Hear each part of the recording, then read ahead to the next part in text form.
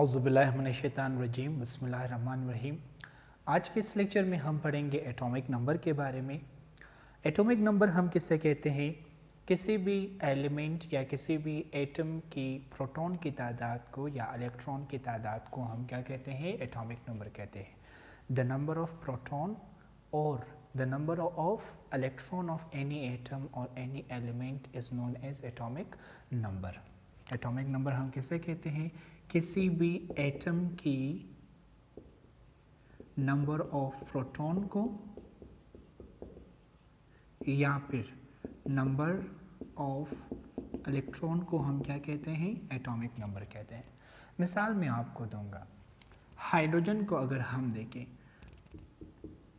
Hydrogen की हम example लेते हैं। हाइड्रोजन को अगर हम देखें तो हाइड्रोजन की न्यूक्लियस में जो है एक प्रोटॉन पाया जाता है, क्योंकि हाइड्रोजन के अंदर सिर्फ एक प्रोटॉन है।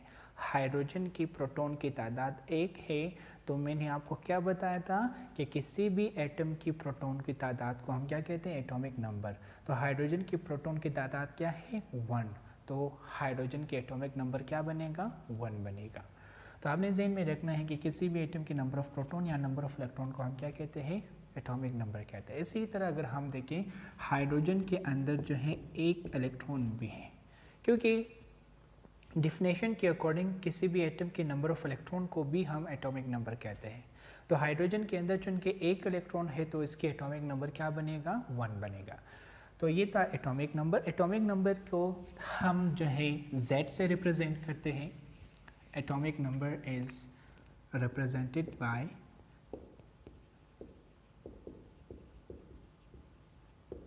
Z।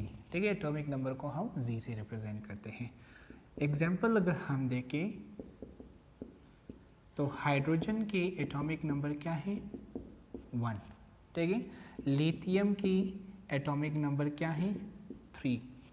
सोडियम की एटॉमिक नंबर हमारे पास क्या है? 11। ठीक है, तो आपने ज़हन में रखना है कि एटम्स की जो एटॉमिक नंबर है उसे हम Z से रिप्रेजेंट करते हैं। तो हाइड्रोजन के एटॉमिक नंबर है 1, लिथियम की 3 है, इसी तरह सोडियम के हमारे पास क्या है? 11 है। तो ये था एटॉमिक नंबर के बारे में। नेक्स्ट जो टॉपिक हमारे पास है वो है एटॉमिक मास।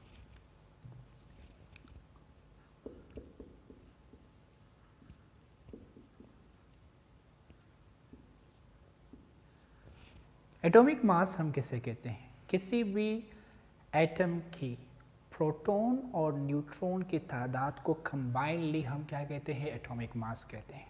किसी भी एटम की प्रोटॉन और न्यूट्रॉन की कंबाइंड फॉर्म की तादाद को हम क्या कहते हैं? एटॉमिक नंबर कहते हैं। किसी भी एटम की number of proton plus number of neutron को हम क्या कहते हैं? एटॉमिक मास कहते हैं। ठीक है, एक एग्जांपल लेते हैं। मिसाल अगर हम ले लिथियम का, ठीक है, तो लिथियम की एटॉमिक मास जो है 7 है। हमें कहाँ से पता चला कि इसकी जो एटॉमिक मास है वो 7 के बराबर है? क्योंकि इसके न्यूक्लियस के अंदर जो है 3 प्रोटॉन पाया जाता है और 4 न्यूट्रॉन पाया जाता है। तो मैंने आपको क्या बताया था कि किसी भी एटम की न्यूट्रॉन एंड प्रोटॉन की तादाद को कंबाइनली हम कहते हैं एटॉमिक मास। तो लिथियम के कितने प्रोटॉन हैं? 3। इसके न्यूट्रॉन कितने हैं? 4। तो न्यूट्रॉन प्लस प्रोटॉन दोनों को कंबाइनली हम क्या कहते हैं? एटॉमिक मास कहते हैं। तो लिथियम के एटॉमिक मास क्या बनेगा? 7 बनेगा। तो the number of proton and neutron of an atom is combined in known as atomic mass. और एटॉमिक मास को हम किस चीज़ से रिप्रेजेंट करते हैं? A से रिप्रेजेंट करते हैं। मिसाल लेते हैं, हाइड्रोजन की जो एटॉमिक मास है वो 1 है, लिथियम की जो एटॉमिक मास है वो है 7, सोडियम के इसी तरह एटॉमिक मास जो है 23। ठीक है, तो ये कुछ एग्जाम्पल जिसमें मैंने आपको ये बताया कि एटॉमिक मास और एटॉमिक नंबर क्या है। तो किसी भी एटम के प्रोटॉन या इलेक्ट्रॉन की तादाद को हम एटॉमिक नंबर कहते हैं। एटॉमिक नंबर को हम Z से रिप्रेजेंट करते हैं। किसी भी एटम के प्रोटॉन एंड न्यूट्रॉन की तादाद को कंबाइनली हम कहते हैं एटॉमिक मास, और एटॉमिक मास को हम A से रिप्रेजेंट करते हैं। ये था एटॉमिक नंबर और एटॉमिक मास। नेक्स्ट जो टॉपिक हमारे पास है वो है रिलेटिव एटॉमिक मास।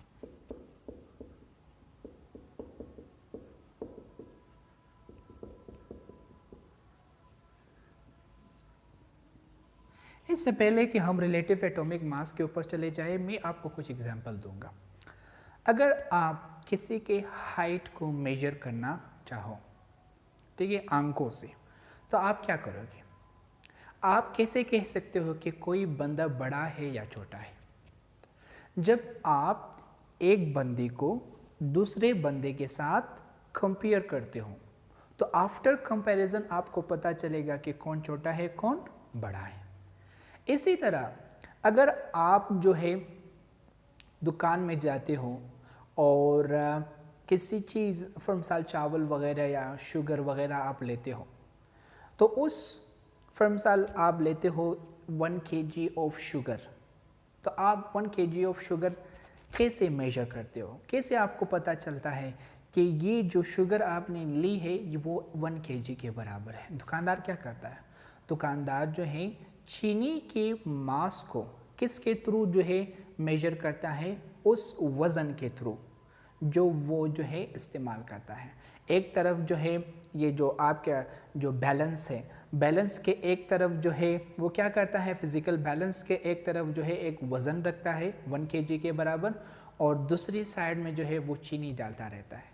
जब दोनों की वज़न बराबर हो जाए तो हमें पता चलता है कि चीनी की वज़न क्या है? 1 kg के बराबर।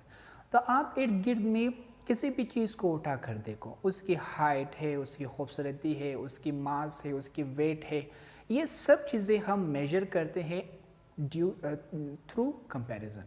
हम किसी भी चीज़ की वैल्यू को कंपैरिजन के थ्रू मेजर कर सकते हैं। विदाउट कंपैरिजन क्या हम किसी चीज़ की वैल्यू मेजर कर सकते हैं? Of course not. अगर आप हाइट को मेजर करते हो तो आप क्या करते हो? आप जो है एक रॉड का इस्तेमाल करते हो, तो आप जो है अपनी हाइट को उस रोड के साथ कंपेयर करके मालूम कर सकते हो। क्या आप without anything, without any comparison अपनी हाइट को, अपनी खूबसूरती को मेजर कर सकते हो? नहीं। तो किसी भी चीज़ को मेजर करने के लिए आप क्या करते हो कि उसको किसी और सब्सटेंस के साथ कंपैरिजन करते हो। तो ये चीज़ आपने जहन में रखना है कि हम किसी भी चीज़ की वैल्यू को उस वक्त मालूम कर सकते हैं जब आप उसको किसी और चीज़ के वैल्यू के साथ कंपेयर कर लो। तो रिलेटिव, अब मूव करते हैं अपने टॉपिक के ऊपर, relative atomic mass. Relative atomic mass हम किसे कहते हैं? अगर आप एटम की मास को मेजर करना चाहो तो आप क्या करोगे? उस वक्त मैंने आपको बताया था कि आप किसी भी चीज़ की वैल्यू को थ्रू कंपैरिजन मालूम कर सकते हो। तो हम क्या करेंगे? हम जो है अपने लिए एक स्टैंडर्ड लेते हैं। वो स्टैंडर्ड हमारे पास क्या है? कार्बन 12। कार्बन 12 एक एटम है।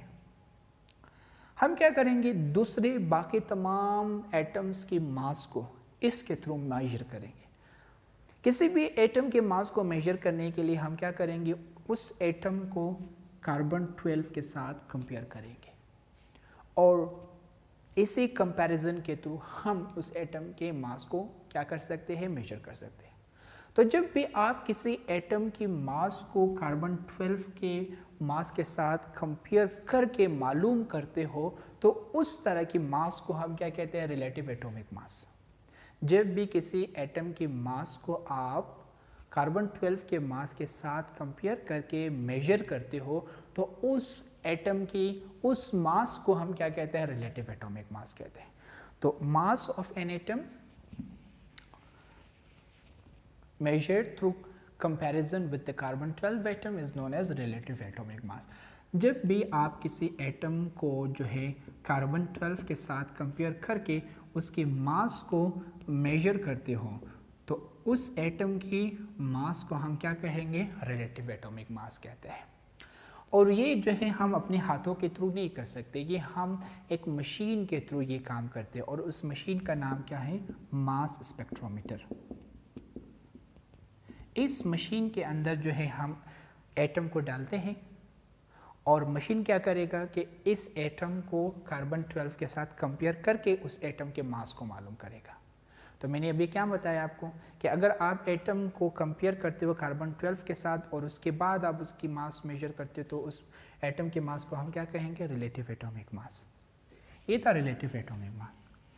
और रिलेटिव, एक चीज़ मैं आपको बताऊँ कि एटम की जो रिलेटिव एटॉमिक मास है उसका अपना यूनिट होता है।